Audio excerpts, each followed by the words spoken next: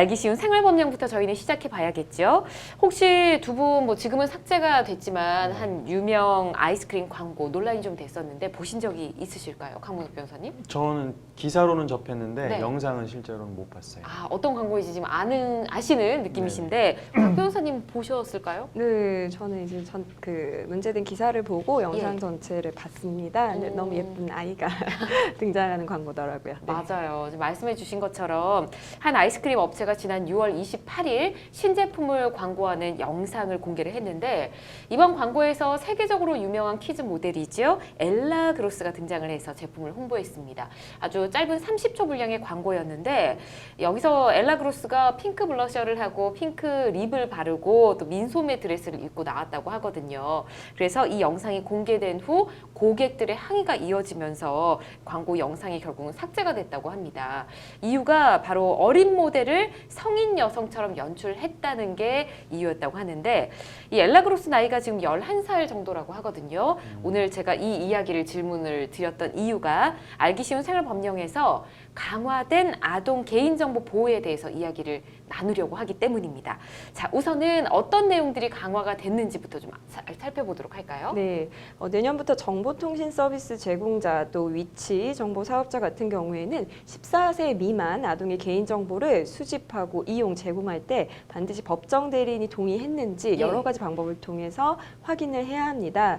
서면, 전화, 전자우편, 문자메시지, 신용카드, 휴대전화 본인 인증 등을 통한 확인이 가능한데요. 만약에 이런 절차를 위반하는 경우에는 과징금이나 과태료 같은 행정처분을 받아야 합니다. 네. 여태까지 이게 정보통신망법이나 위치정보법에서 만 14세 미만 아동의 개인정보 제공 동의를 받을 때 법정 대리인의 동의를 받아라라고 규정은 되어 있었는데 사실상 구체적으로 이걸 어떻게 해야 하는지 방법적인 측면은 전혀 명시가 되어 있지 않았습니다. 예. 근데 제가 말씀드린 것처럼 이번에 법 개정을 통해서 이제는 법정 대리인이 동의했는지를 반드시 알리거나 확인하도록 좀 더 구체적으로 규정하고 있습니다. 그렇군요. 잘 알겠습니다. 앞으로 이 아동의 개인정보 역시 함부로 사용하지 못하게 된다고 하거든요. 이 내용은 좀 어떻습니까? 예, 맞습니다. 일단 작년하고 예. 올해 정보통신망법이 많이 개정이 됐습니다. 특히 만 14세 미만 아동에 대한 개인정보 보호 부분이 많이 강화가 됐는데요. 예. 일단 주요 내용 보면 아까 곽 변호사님 말씀하신 거 외에 일단 앞으로는 만 14세 미만의 자녀가 온라인 서비스 같은 걸 가입을 하면 법정 대리인에게 통보가 가도록 되었고요. 예. 그 다음에 뭐 네이버라든지 구글 이런 온라인 정보통신 서비스 업체가 만 14세 미만 아동에게 개인정보 처리에 관한 사항을 고지할 때는 예. 알기 쉬운 언어로 명확하게 쉽게 풀어서 설명해야 되는 그런 의무까지 생겼습니다. 아, 그렇군요. 예, 예, 좀 예. 좋아진 것 같다는 생각은 듭니다. 이제 개인정보 보호가 점점 이제 강화되는 거죠. 그러니까요. 예. 자, 이런 법적인 움직임을 의식을 한 건지 최근 유튜브에서는 만 14세 미만의 아동의 경우에는 이제 혼자 방송을 할 수 없게 제한을 했다고 하더라고요. 네, 맞습니다. 세계 최대 동영상 플랫폼인 것 같아요. 예. 유튜브가 13세 미만 미성년자 같은 경우에는 단독으로 라이브 스트리밍이라고 하죠. 실시간 스트리밍이라고도 우리가 하는데 예. 실시간 방송을 하지 못하도록 금지했습니다. 아, 그렇기 그렇군요. 때문에 이게 지난 6월 10일에 유튜브가 공식 블로그 계정을 통해서 이런 미성년자 보호 정책을 발표를 했어요. 예. 그래서 13세 미만 미성년자, 우리나라 같은 경우에는 만 14세 미만에 해당합니다. 미성년자가 유튜브에서 이런 실시간 방송을 하려면 반드시 보호자가 동반해야 됩니다. 그래서 그렇군요. 단독으로 방송을 하는 게 안 혼자 된다는 같이 건데요. 출연해야 되는 거예요. 예, 아마 그런 것으로 보이고요. 예. 또 미성년자가 등장하는 동영상에는 또 댓글을 달 수 없도록 조치를 했습니다. 아무래도 댓글을 통해서 아이의 어떤 인성이나 인신 네. 공격적인 이런 발언들이 오고 갈 수 있기 때문에 아이를 그렇죠. 보호하는 측면에서 이런 제재들을 추가적으로 마련한 것 같습니다.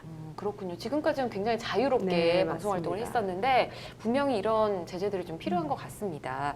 자, 만 14세 미만 관련 아동에 대한 이야기 오늘 나눠보고 있는데 만 14세 미만 아동은 죄를 지어도 처벌받지 않는다라는 인식이 굉장히 강한 것 같거든요. 강 변호사님, 실제 뭐 네네. 어떤 사건이든 모두 처벌받지 않는 건가요? 사실 처벌이 뭐냐에 따라서 약간 달라질 수 있겠는데요. 아, 그래요? 그러니까 우리가 그냥 사회적으로 처벌 뭐 이런 넓게 쓰는 개념이 아니라 어떤 형법상의 형벌을 의미한다면 네. 만 14세 미만의 이 미성년자는 형사처벌 대상은 아닙니다. 형사상 책임 능력이 없다고 하는데요. 네. 그래서 형사 처벌 대상은 아니다. 그 말이 맞고요. 다만 그렇다고 해서 뭐 어떤 제재도 가할 수 없다. 이건 아닙니다. 네. 왜냐하면 소년법이 제정되어 있고요. 소년법상의 보호 처분 대상은 될 수가 있습니다. 만 14세 미만의 미성년자라도 소년법상의 보호 처분은 가할 수 있다. 네. 그리고 이 보호 처분에는 여러 가지 내용들이 쭉 열거돼 있는데요. 뭐 대표적으로 흔히 많이 아시는 것들이 뭐 보호 관찰, 그 다음에 뭐 단기, 장기, 소년원에 입소하는 네. 그런 처분들, 그런 보호 처분이 가능합니다. 그렇군요. 그리고 또 주의해야 될 것은 이런 형사 미성년자가 형사 처벌되냐 안 되냐 이 문제와 상관없이 네. 민사상 손해배상 책임 문제는 또 별도입니다. 그래서 그렇군요. 경우에 따라서는 감독 의무자인 그 부모, 친권자인 부모에게 민사상 손해배상 청구를 할 수도 있고요. 그 다음에 또 약간은 좀 복잡한 문제가 될 수도 있는데 좀 나이 연령이 조금 더 높은 미성년자도 있지 않습니까? 그쵸. 뭐 고등학생도 있고 중학생도 있고 네. 이 경우에는 이 감독 의무를 그 부모가 친권자가 위반했는지 여부를 따져서 예. 부모와 그 미성년자가 같이 공동으로 책임을 손해배상 지게 하는? 책임을 질 수도 있습니다. 그렇군요. 네네네. 알겠습니다. 나이에 따라서 조금 다른 처벌이 내려진다 이렇게 생각하면 뭐 되겠네요. 그냥 쉽게 상식적으로 예. 말했을 때 꼭 형사 처벌이 아니더라도 네. 소년법상의 어떤 제재는 가할 수 있다. 네. 이렇게 알고 계시면 좋을 것 같습니다. 알겠습니다. 자, 보니까 뭐 어른들도 그렇고 아이들도 그렇고 각각 지켜야 할 것들이 있는 것 같습니다. 어른들도 우리 아이들 개인 정보를 함부로 수집하거나 이용하면 절대 안 되겠고요. 아이들도 뭐 만 14세 미만이라고 처벌받지 않는다라는 단순한 생각만으로 뭐 그냥 이런 정도 해도 되겠지 하고 나쁜 행동을 하면 절대 안 된다는 거 강조를 해드리고요. 아동 개인정보 보호에 대해서 더 궁금하신 점 있으신 분들 법제처 홈페이지 참고하시면 되겠습니다.